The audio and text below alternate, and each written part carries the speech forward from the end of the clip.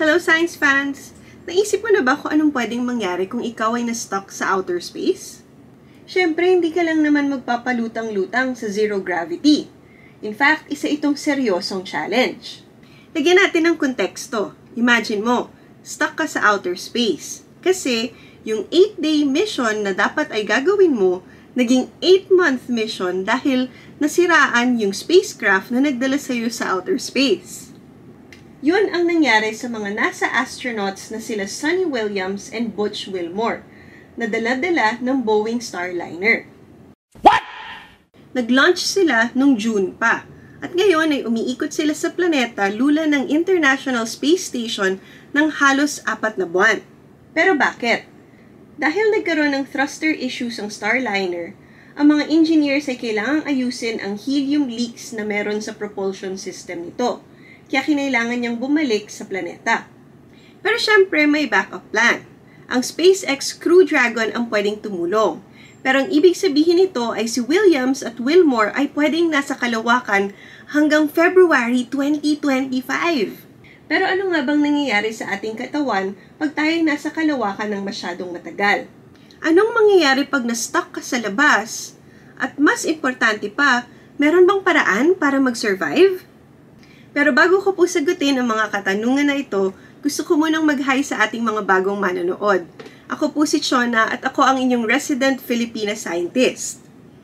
Isa po akong researcher in the field of molecular ecology.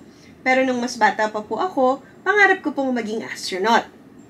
Isa rin po akong teacher at gustong-gusto ko pong pinapakita sa aking mga estudyante kung paano inaapektuhan ng STEM ang ating buhay sa pang-araw-araw. At ang siyensya ay ang aking science communication channel, kung saan umaasa po akong madebunk ang mga myths tungkol sa siyensya at mag-share ng mga interesting information about STEM sa mas maraming tao. Ngayon, ano nga bang nangyayari sa ating katawan pag tayo ay nasa kalawakan? Ang sagot ay fascinating pero medyo nakakatakot din. Isa sa mga major issues ay yung tinatawag na muscle atrophy at bone density loss. Sa kalawakan kasi ang ating mga muscle at ang ating mga buto-buto ay hindi kailangang magtrabaho ng kasing tindi dahil walang gravity sa outer space. Kaya pag matagal ka doon, over time nawawalan ng lakas ang mga muscles at buto natin. Para maiwasan ito, ang mga astronauts na nasa International Space Station ay nag-exercise ng mga 2 hours a day at gumagamit sila ng special equipment. Ang isa pang problema ay ang fluid shift. Pag walang gravity, ang dugo natin ay mas mabilis umakyat sa ating utak, na pwedeng magawa ng pamamaga at pati na rin problema sa ating paningin. Ang kondisyon na to ay tinatawag na Spaceflight Associated Neuroocular Syndrome o SANS. Kasabay pa nito na ang puso natin ay hindi kailangang mag-pump ng kasing lakas dahil wala ngang gravity. Kaya pwedeng ma-decondition o humina ang ating puso over time. Huwag din nating kalimutan ang radiation. Sa Earth, ang ating magnetic field ay pinoprotektahan tayo sa mga harmful na cosmic rays at solar radiation. Sa kalawakan, ang mga astronauts ay na-expose sa mas maraming radiation, kaya pwede itong magdulot ng cancer at DNA damage. Ngayon, anong mangyayari pag ikaw ay na-stuck sa kalawakan? At ano kaya ang posibleng iniisip ni Williams at ni Wilmore dahil stuck sila ngayon sa International Space Station? Habang nababawasan o nauubos ang kanilang resources, syempre mas humihirap ang sitwasyon. Ang mga life support systems na siyang nagmamanage ng oxygen, tubig at carbon dioxide removal ay napaka-importante. Pag naubos ang oxygen, pwede silang masuffocate. At pag nag-fail ang mga life support systems, ang napaka-harsh na environment ng kalawakan, katulad ng extreme temperatures at yung vacuum na tinatawag, ay pwedeng magdulot ng kamatayan. At sa worst case scenario, pag nawalan ng power yung International Space Station, depende kung nasaan sila in relation to the sun, pwede silang makaharap ng napakalamig na temperatura o napakatinding init. Buti na lang, ang space agencies katulad ng NASA ay maraming advanced protocols para sa mga emergencies. Ang mga rescue mission ay pwedeng ma-launch, katulad na lang ng Crew Dragon ng SpaceX na pwedeng maghatid pabalik sa planeta ng mga astronaut. Pero napaka-importante din ng psychological resilience pag ikaw ay nasa outer space. Kaya ang ating mga astronaut ay tinitrain para sa mga high-pressure situations. Kaya napaka-importanteng connected sila with mission control para magkaroon sila ng mental health support. Pero, paano kung minalas ka talaga at na-stuck ka sa outer space, as in sa labas ng International Space Station? Sa mga pelikulang science fiction at horror, yung idea na ang astronaut ay pwedeng ma-stuck sa labas ng space station ay isang napaka-nakakatakot at madalas gamitin na storya. Ginagamit nito ang ating mga takot laban sa pagiging isolated at kung paano tayo magsusurvive sa napaka-harsh at napaka-unforgiving environment na meron ang outer space. Pero ano nga ba ang mangyayari kung ang astronaut ay maging stranded sa kalawakan, especially kung yung spacesuit niya ay makompromiso? Ang spacesuit na tinatawag na Extravehicular Mobility Unit ay gumagana na parang isang maliit na spacecraft.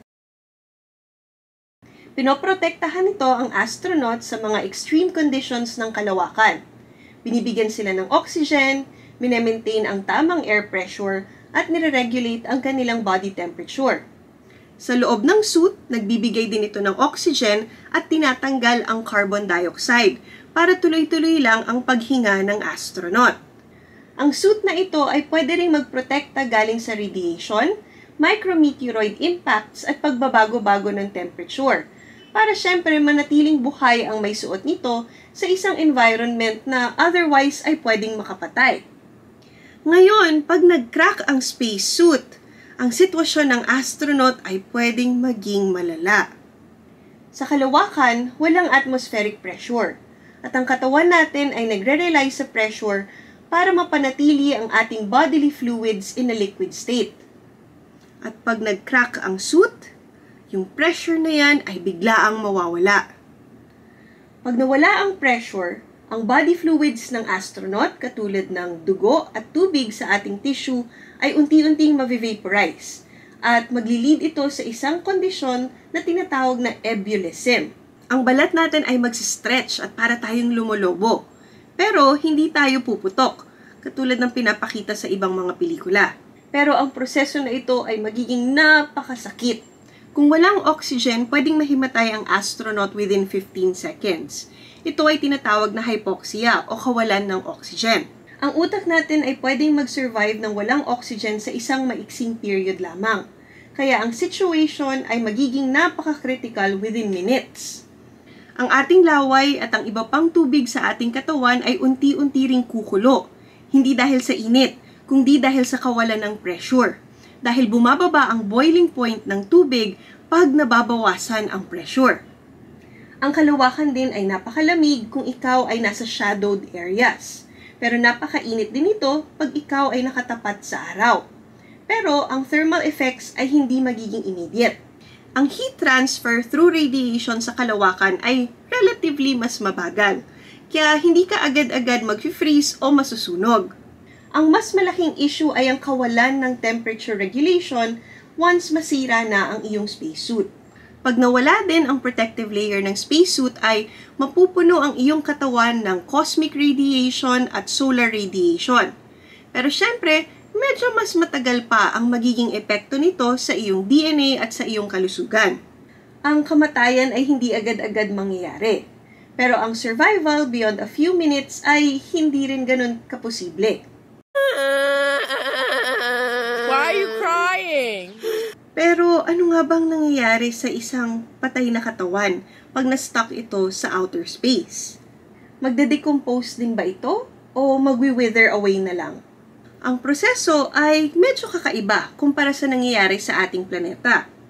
Dahil walang hangin at walang pressure sa space, ang ating bodily fluids ay kukulo at ang ating katawan ay matutuyo at mamamamify kesa mag-decompose.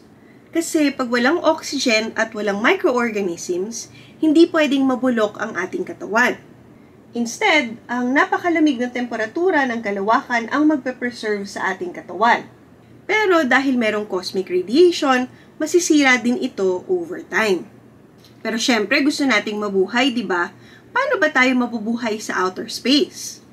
Kailangan nating umasa sa ating spacecraft at sila ay nakadisenyo na may mga highly advanced systems para mabuhay ang mga astronaut kahit napaka-extreme ng mga kondisyon sa kalawakan. Ang mga challenges natin ay walang oxygen, may extreme temperatures, radiation at ang vacuum ng outer space. Pero ang mga spacecraft ay may mga gamit para labanan ang mga ito. Ang life support systems na bumubuhay sa mga astronaut ay ang Environmental Control at Life Support System or ECLSS. Ang mga spacecraft ay kayang mag-recycle ng hangin. Nagbibigay siya ng oxygen at hinuhuli niya ang carbon dioxide para luminis ang hangin. Kaya pwedeng tuloy-tuloy ang paghinga ng mga astronaut kahit sealed yung environment. Tandaan nyo, ang mataas na levels ng carbon dioxide ay toxic para sa atin. Kaya gumagamit ng chemical scrubbers katulad ng lithium hydroxide ang spacecrafts para linisin ang hangin. Ang tubig naman ay pwedeng maubos. So, yung spacecraft ay nililinis at nire-recycle ang tubig na galing sa iba't ibang sources, katulad ng hangin at pati na rin ang ating ihi. Gumagamit sila ng advanced filtration systems. Ang humidity levels din ay kinokontrol nila kasi pag masyado itong mataas, pwede itong magdulot ng kasiraan sa mga gamit at pwede ring mag-cause ng growth ng amag o mold. Ang kalawakan din ay walang tinatawag na ambient temperature kasi walang atmosphere para mag-conduct ng init.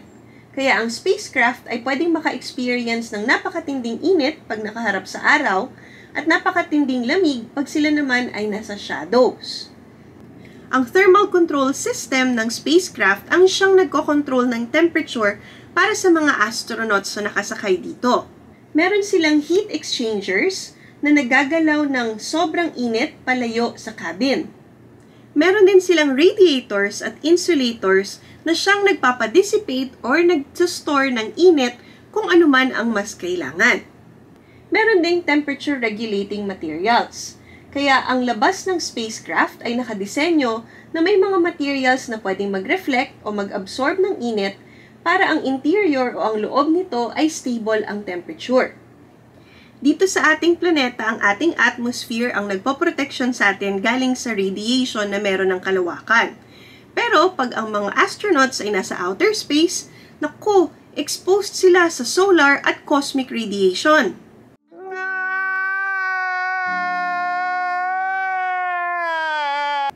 Kaya ang spacecraft ay merong special radiation shielding. Gawa ng mga materials katulad ng aluminum at polyethylene para maproteksyonan ang mga astronauts from radiation exposure. Ang effectiveness ito ay hindi 100%, pero pinapababa niya ang tsansa na ang mga astronaut ay magkaroon ng radiation sickness o di kaya ay cancer in the long run. Sa loob din ng spacecraft, ang cabin ay pressurized para gayahin ang Earth-like conditions para ma-maintain ang balance sa pagitan ng oxygen, nitrogen at pressure levels.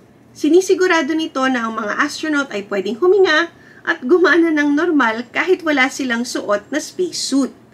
Ang mga spacecraft din ay may dalang specialized space food na magaan, maraming nutrisyon at madaling itago. Meron din silang sistema para ma-rehydrate at mainit ang pagkain. Ang tamang nutrisyon ay napaka-importante para sa enerhiya ng mga astronauts at para ma-maintain ang kanilang muscle at bone health dahil sila ay nasa isang zero-gravity environment. Ang waste disposal ay isa ring serious issue pag ikaw ay nasa kalawakan. Ang mga spacecraft ay may toilets na pwedeng mag-manage ng solid at liquid waste. At kadalasan, nire-recycle nito ang ating ihi into drinkable water. Ang solid waste naman ay ini-store at pwedeng i-incinerate o sunugin pag pabalik na yung spacecraft sa ating planeta o pwede rin itong sunduin ng mga cargo vessels. Para mag-survive sa kalawakan, ang mga astronauts ay dapat i-master ang kanilang equipment at systems. Napaka-importanting alam nila ang life support, navigation at emergency systems at protocols. at dapat komportable rin sila sa paggamit ng isang spacesuit. Ang spacewalks or ang tinatawag na extravehicular activities ay nagde-demand ng precise control sa pagpapaandar ng spacesuit's oxygen, temperature at pressure systems. Importante din na panatilihin nating malakas ang ating katawan. Kasi nga, pag matagal ka sa zero gravity, pwedeng humina ang iyong mga muscles at mag-degrade ang iyong mga buto. Para ma-counteract ito, importante din ang pagtitipid kasi ang supply ng water, oxygen at pagkain ay limitado pag nasa kalawakan ka. Ang mga astronaut ay kailangan matutunan na ang gagamitin lang nila ay yung kailangan nila at i-maximize nila ang mga recycling systems na meron sa kanilang spacecraft. Ang pag-manage din ng power consumption ay critical kasi ang energy supply ng spacecraft ay shared across various systems. Kaya kailangang mag-conserve ng energy pag merong emergency.